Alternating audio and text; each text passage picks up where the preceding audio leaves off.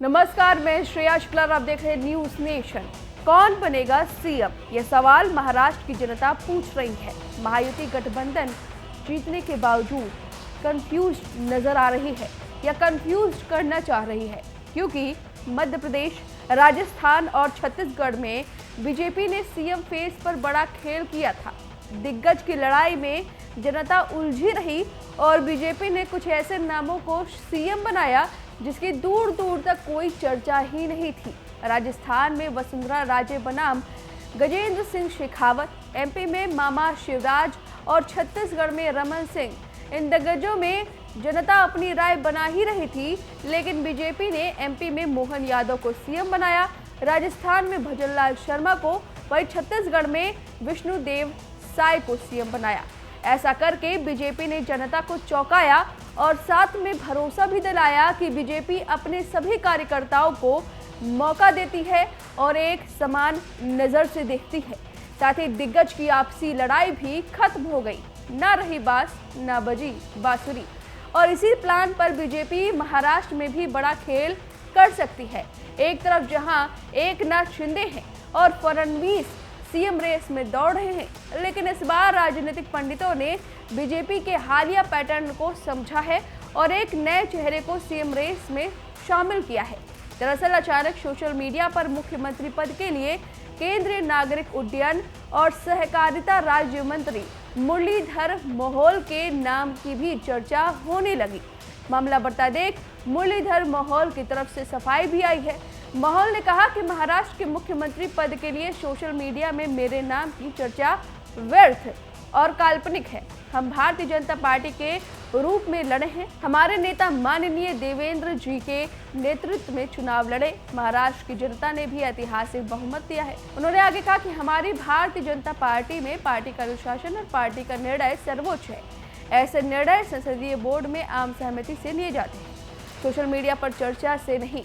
और एक बार फिर संसदीय बोर्ड में निर्णय हो जाने के बाद पार्टी का निर्णय हमारे लिए सर्वोच्च होता है, इसलिए सोशल मीडिया पर मेरे नाम की चर्चा निरर्थक है। पुणे लोकसभा क्षेत्र में भारी मतों से निर्वाचित मुरलीधर मोहोल पहली बार सांसद बने हैं। जब उन्होंने अपना नामांकन किया था तो उसके बाद प्रधानमंत्री मोदी ने मोहोल के लिए चुनावी सभा की थी।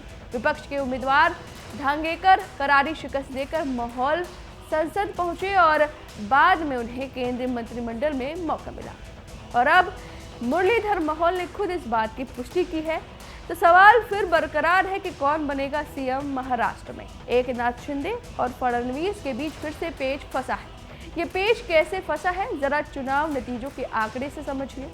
288 सीटों में महायुति को बंपर जीत मिली। बीजेपी की अगुवाई वाली महायुति को 228 सीटें मिली हैं।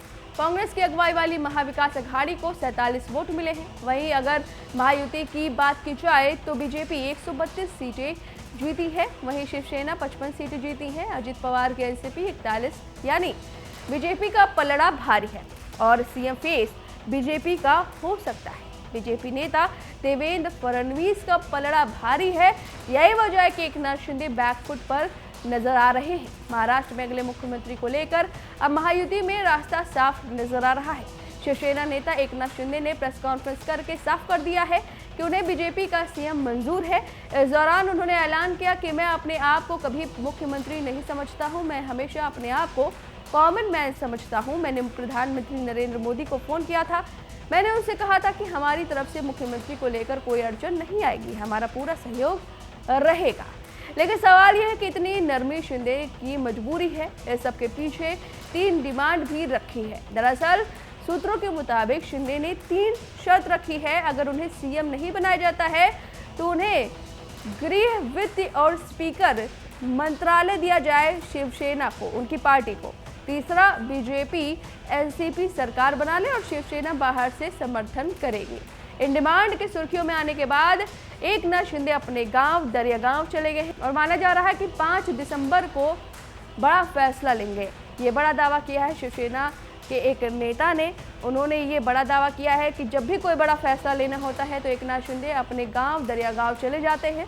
वहां पर किसी से कनेक्शन नहीं रहता, आउट ऑफ रीच हो जाते हैं और एकांत में बैठकर बड़े फैसले ले सकते हैं। और 5 दिसंबर को देखना होगा कि क्या डिमांड पर रहते हैं, 3 डिमांड उनकी मानी जाती है, या फिर सीएम पद पर वो जिद बनाकर रह सकते हैं।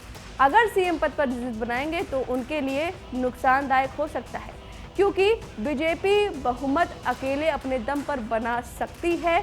साथ ही अगर वो वापस जाते हैं महाविकास अघाड़ी में तो उद्धव ठाकरे जैसा उनका हाल हो सकता है, क्योंकि उद्धव ठाकरे ने अपनी विचारधारा को छोड़कर कांग्रेस और एनसीपी में शामिल हुए, जिसकी वजह से जनता ने कहीं ना कहीं उन्हें नकार दिया।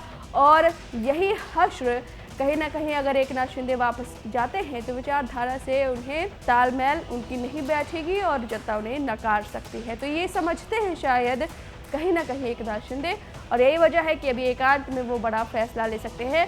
वही बीजेपी बड़ा दांव चल सकती है, कोई नया चेहरा सामने ला सकती है। आप बताइए हमें कमेंट करके कि महाराष्ट्र में ऐसा कौन सा नया चेहरा है जो बीजेपी उसे सीएम बना सकती है। हमें कमेंट करके जरूर बताएं। न्यूज नेशन अब व्हाट्सएप पर खबरों के ताजा अपडेट के लिए न्यूज नेशन के इस क्यूआर कोड को स्कैन करें।